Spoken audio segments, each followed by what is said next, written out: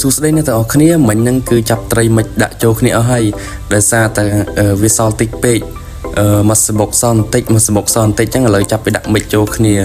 នៅសល់អត់ច្រើនទេដោយសារតែគ្នាយើងហ្នឹងគាត់ប្រមាញ់យកអស់ហើយគាត់ទិញយកអស់ម្នាក់30 40ក្បាល30 40ក្បាលទៅហើយឥឡូវនៅក្នុងសបុកហ្នឹងសល់មកសបុក4 10 20 4 10 20ហ្នឹងឥឡូវលើកដាក់ចូលគ្នាអស់ហើយដាក់មិចត្មងបើអ្នកគ្នាចង់បានបិទគូតគេអីអាចឆាតមកលឿនតិចមកចាំខ្ញុំដាក់ link នៅក្នុង comment ដាក់ link page ហ្នឹងអ្នកគ្នាចាំឆាតមកនៅសល់ប្រហែលជា 2-3 ម្ចាស់ទៀតហ្នឹងគឺអស់ហើយដោយសារតែវាសល់មិនដល់100ក្បាលទេវាយអស់ប្រហែលជា 50-60 ក្បាលហ្នឹងគឺអស់ហើយនិយាយទៅខ្ញុំមិនចូលគ្នាហ្មងទាំងប្រភេទ Galaxy Super Red អីហ្នឹងSamurai ហ្នឹងគឺដាក់មិចចូលគ្នាទាំងអស់ចឹងហ្មងស្រួលលក់ដោយសារតែវាសល់បន្តិចបន្តិចចឹងទៅយើងដាក់មិចចូលគ្នាដាក់តម្លៃវាគឺយើងលៃជាតិយើងប្របែកជាតម្លៃថ្មីទៀត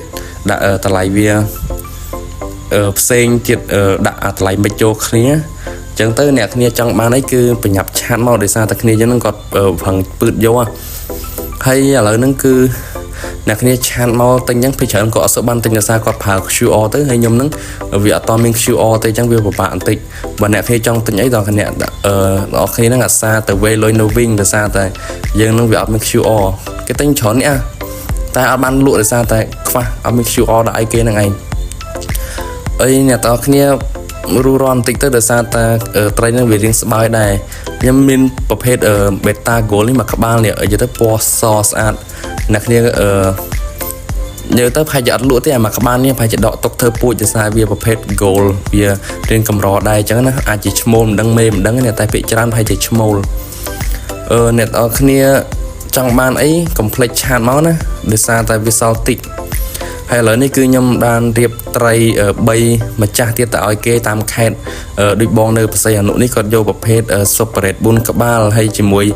Samurai ហ្នឹង4ក្បាលទៀតហើយជាមួយនឹងប្រភេទធម្មតាហ្នឹង10 20ក្បាលអញ្ចឹងទៅអ្នកគ្នាឃើញអត់ម្នាក់គាត់យកឡើង10 20 30 40ក្បាលទៅត្រីយើងហ្នឹងវាចាប់ដើមស្បើយម្ដងតិចម្ដងតិចអានេះខ្ញុំដាក់បិទគូតពេលយប់ប្រហែលជាម៉ោង10យប់ខ្ញុំនៅដាក់ឲ្យគាត់3ម្ចាស់ទៀតចុងក្រោយដូចគាត់នេះគាត់យកប្រភេទ Galaxy ធំហ្នឹង2ក្បាល Galaxy ពណ៌ស្វាយមួយក្បាលហើយពណ៌ទឹកក្រូចនេះមួយក្បាលហើយនឹងSuper Red នេះ10ក្បាល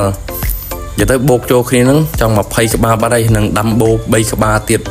នៅខាងខេត្តកដាលនិយាយទៅបើអ្នកទាំងគ្នាចាប់អារម្មណ៍ចង់បានអីរੂរន់ឆាតមកបើសិនជានៅត្រីខ្ញុំនឹងប្រាប់ថានៅហើយបើអស់គឺថាអស់ហើយ